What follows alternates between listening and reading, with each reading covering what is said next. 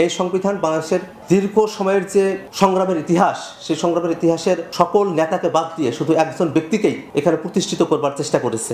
ফেব্রুয়ারির মধ্যেই নতুন একটি রাজনৈতিক শক্তির, নতুন একটি রাজনৈতিক দলের আমরা ঘোষণা দিতে পারবো। বিশ্ববিদ্যালয় প্রশাসনের কাছে আমার আহ্বান থাকবে যত দ্রুত সম্ভব ডাকসু নির্বাচনের আয়োজন করতে, যে রাষ্ট্রপতি চুপ্পুকে অপসারণ করতে হবে। 5 আগস্টের অব্যবহিত পরের সময়টাতে অনেক কিছু করা হয়তো সম্ভব করছিল। বাংলাদেশে যে অভ্যুত্থানটা সংঘটিত হলো, সেই অভ্যুত্থানটা এখনো বিপ্লবে রূপান্তরিত হয়নি। বিপ্লবে রূপান্তরিত হওয়ার একটা পথ পরিক্রমায় আমরা আছি। অতএব আমরা যে সংবিধান বাতিলের দাবি জানিয়েছি, আমাদের দাবি থেকে কিন্তু আমরা সরে আসিনি। এখন প্রশ্ন এসেছে যে যদি এই সংবিধান বাতিল হয়ে যায় তাহলে নতুন সংবিধান প্রয়োজন হবে।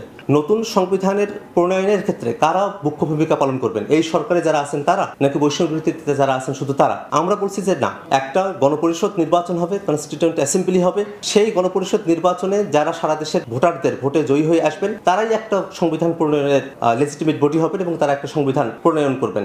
এই সংবিধানকে আওয়ামী মোড়ক দেওয়া হয়েছে।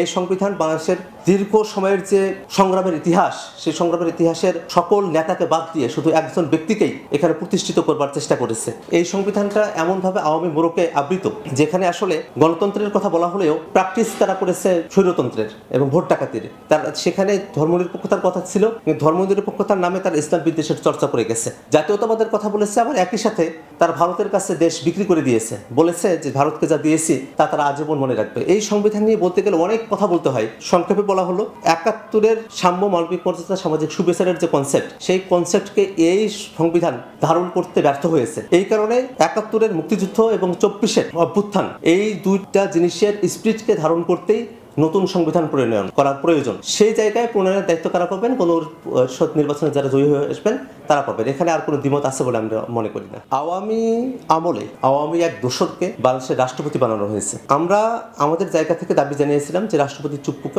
অপসারণ করতে হবে। তিনি ওই ফেসিবাদের এক প্রতীক হয়ে সেখানে বসে আছেন এখনো। আমাদের দাবি থেকে আমরা এখনো পর্যন্ত সরে আসিনি। তবে এটা সত্য, আমরা যে সময় দাবিটা জানিয়েছিলাম সে সময় আমরা নানাবিধ পলিটিক্যাল রাজনৈতিক বাস্তবতার কারণে আমরা তখন সফল হতে পারিনি। হয়তো সামনের দিনে এগুলো আরো খোলাসা করে বলা সম্ভব হবে। আমি জাতীয় নাগরিক কমিটিতে আছি।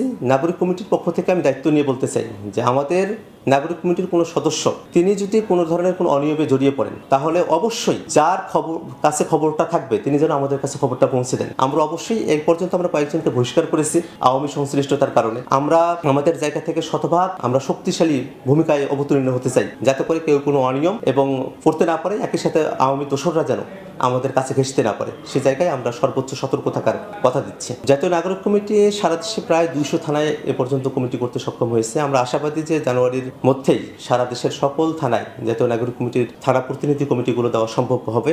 একই সাথে বৈষম্যবিরোধী ছাত্র আন্দোলনও সারা দেশে তাদের কমিটির কার্যক্রম বিস্তৃত করেছে। আমরা বেসিক্যালি এই যে কমিটির কার্যক্রমগুলো চলছে, এখানে অনেক মানুষই আছেন যারা পরবর্তীতে যে রাজনৈতিক দলটি আসতে যাচ্ছে তাতে অংশগ্রহণ করবেন। সেই রাজনৈতিক দলে যেমন জানাক থেকে যাওয়া মানুষও থাকবেন, বৈষম্যবিরোধী ছাত্র আন্দোলন থেকে যাওয়া মানুষও থাকবেন। আমাদের এখনো পর্যন্ত যে প্রিপারেশন, আমরা আশা করি ফেব্রুয়ারির মধ্যেই নতুন একটি রাজনৈতিক শক্তির, নতুন একটি রাজনৈতিক দলের আমরা ঘোষণা দিতে পারবো। বৈষম্যবিরোধী ছাত্র আন্দোলন এবং জাতীয় নাগরিক কমিটি তারা সরাসরি কোনো দলে রূপান্তরিত হবে না। বৈষম্যবিরোধী ছাত্র আন্দোলন এবং জাতীয় নাগরিক কমিটি তারা প্রেশার গ্রুপ হিসেবে কাজ করে যাবে। বরং বৈষম্যবিরোধী ছাত্র আন্দোলন এবং জাতীয় নাগরিক কমিটি থেকে কিছু মানুষজন বের হয়ে এসে তারা একটি রাজনৈতিক দলের ঘোষণা দিবেন। রাজনৈতিক দলের নাম এখন পর্যন্ত আমরা ঠিক করিনি। অনেকের কাছে একটা মেসেজ গিয়েছে যে জনশক্তির নাম হতে পারে, ফেসবুকে আমরা দেখেছিলাম। পরবর্তীতে আমরা প্রেস রিলিজের মাধ্যমে এটা বক্তব্যটা পেশ করেছি যে না, আসলে আমরা এমন কোনো নাম এখন পর্যন্ত ঠিক করিনি। আমি ফেসবুকে পোস্ট দিয়েছিলাম নাম প্রস্তাবনার চেয়ে শতাধিক নামের প্রস্তাবনা এসেছে। আমরা নিজেদের মধ্যে আলাপ আলোচনা করছি, পর্যালোচনা করে আমরা একটি নাম ঠিকঠাক করব। বিশ্ববিদ্যালয় প্রশাসনের কাছে আমার আহ্বান থাকবে যত দ্রুত সম্ভব ডাকসু নির্বাচনের আয়োজন করতে। ডাকসু নির্বাচনের মধ্য দিয়ে শিক্ষার্থীরা তাদের বৈধ প্রতিনিধি পাবে। একই সাথে ছাত্র রাজনীতির রূপায়ণটা কী হতে যাচ্ছে সামনের দিনে, সেই প্রশ্নের একটা মীমাংসা হতে পারে ডাকসু নির্বাচন। এবং অনেকেই এটা ভাবছেন হয়তো যে জাতীয় নির্বাচনের পরে ডাকসু নির্বাচন হওয়া উচিত, অনেক ছাত্র সংগঠনের হয়তো এই মত থাকতে পারে। কিন্তু আমরা বলি যে ছাত্র সংসদ নির্বাচনগুলো ছোট ছোট নির্বাচন, এই নির্বাচনগুলো একটা টেস্ট কেস হতে পারে যে বাংলাদেশে ফ্রি অ্যান্ড ফেয়ার নির্বাচন করা সম্ভব। সেই টেস্ট কেসগুলোকে বিবেচনায় নিয়ে আমরা যখন জাতীয় নির্বাচনের দিকে অগ্রসর হব, তখন এগুলো আমাদেরকে নানাবিধভাবে আমাদেরকে উপকৃত করতে পারে। অতএব বিশ্ববিদ্যালয় প্রশাসনের কাছে আমার আহ্বান থাকবে, আমি দেখেছি ঢাকা বিশ্ববিদ্যালয়ের একটি অনলাইন গ্রুপে প্রায় 99% শিক্ষার্থী খুব দ্রুত ডাকসু যাওয়ার পক্ষে তারা মতামত দিয়েছেন। তো তাদের এই মতামতের প্রতিও যেন বিশ্ববিদ্যালয় প্রশাসনগুলো এবং কলেজ প্রশাসনগুলো যেন শ্রদ্ধাবোধ রাখে, এটাই আমার চাওয়া।